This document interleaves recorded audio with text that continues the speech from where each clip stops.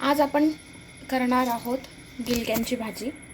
तर त्याच्यासाठी साधारणतः 2 गिलके घेतले आहेत, वाटीभर भिजवून टाकलेली डाळ, 1 वाटी टोमॅटो, 1 वाटी कांदा, जिरा पावडर, धनिया पावडर, मिरची पावडर, हळद आणि अर्धा वाटी तेल।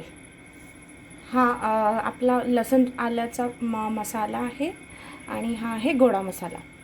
देन चिमूटभर हिंग आणि चवीपुरती मीठ। गिलक्यांना बारीक चिरून घेतलेला आहे। कढई तापली की आपण बाजूला काढलेला अर्धा वाटी तेल त्या कढईत ओतून घेऊ। तेल साधारणतः तापल्यावर आपण त्यात चिरलेला कांदा टाकू।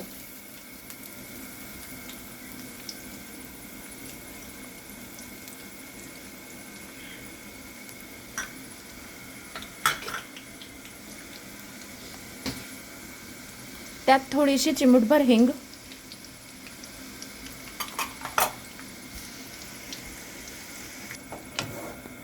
कांद्याचा फ्लेवर तेलात गेला पाहिजे यासाठी छान त्याला परतून घ्या।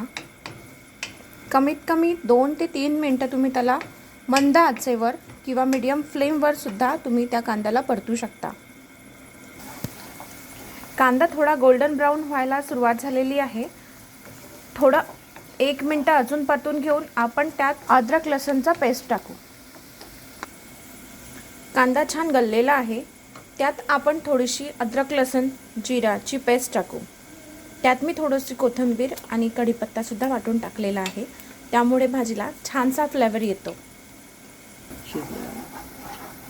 मसाला छान शिजला पाहिजे, जो आपण कांदा लसूण त्याच्यात अद्रक लसूणचा जो ठेचा करून म्हणजे मसाला करून टाकलेला होता।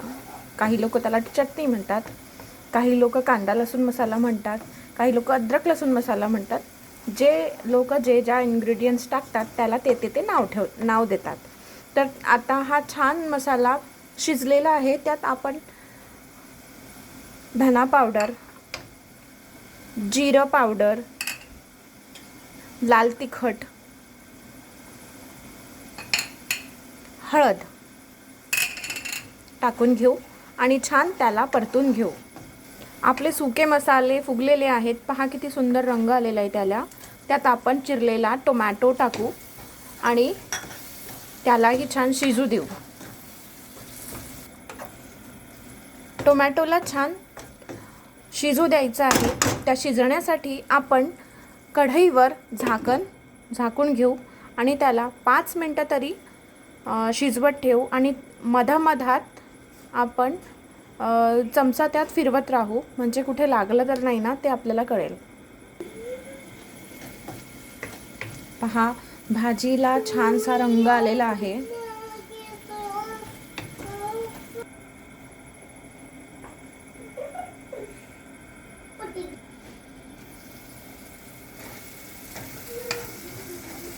लाल परफेक्ट लाल असा रंग आलेला आहे।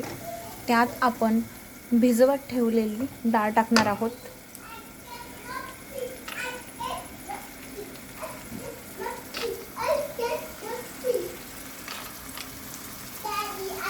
बघा किती सुंदर रंग आलेला आहे।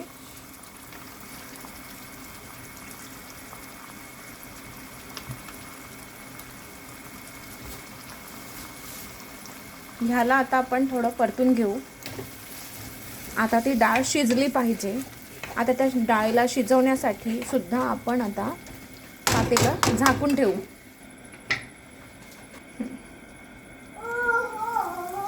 डाळीला छान मसाला लागलेला आहे। ह्यानंतर आपण आतापर्यंत आपण भाजीमध्ये गिलके नव्हते टाकले, आता आपण गिलके टाकून घेऊ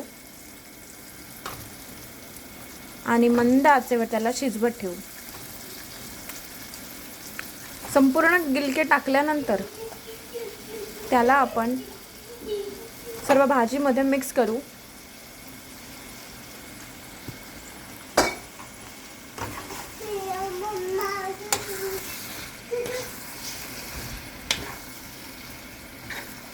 रंग पहा, रंग किती सुंदर आलेला आहे।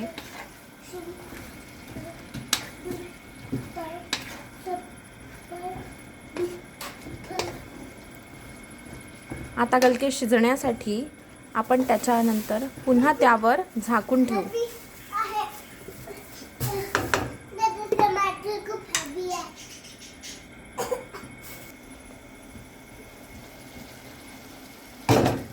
गिलक्यांना पुन्हा आपण एकदा फिरवून घेऊ.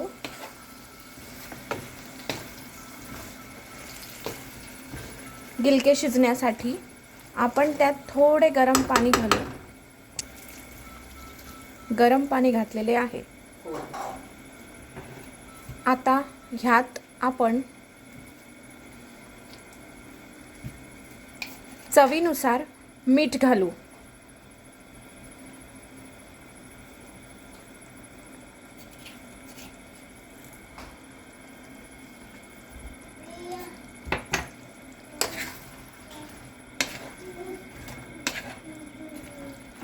मिठात छान परतून घेऊ. त्यानंतर मंद आचेवर याला झाकण लावून शिजवून घेऊ.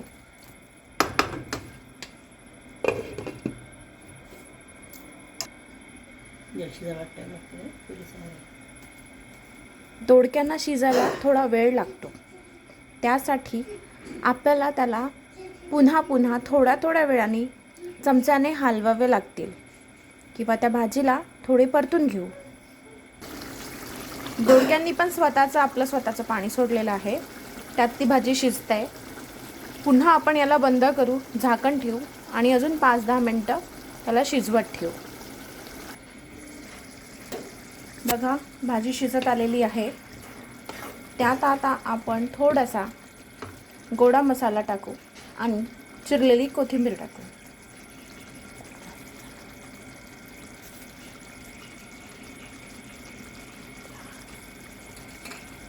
आता गोडा मसाल्याला थोडा भाजीत मिसळून घेऊ आणि त्यात चिरलेली कोथिंबीर टाकू.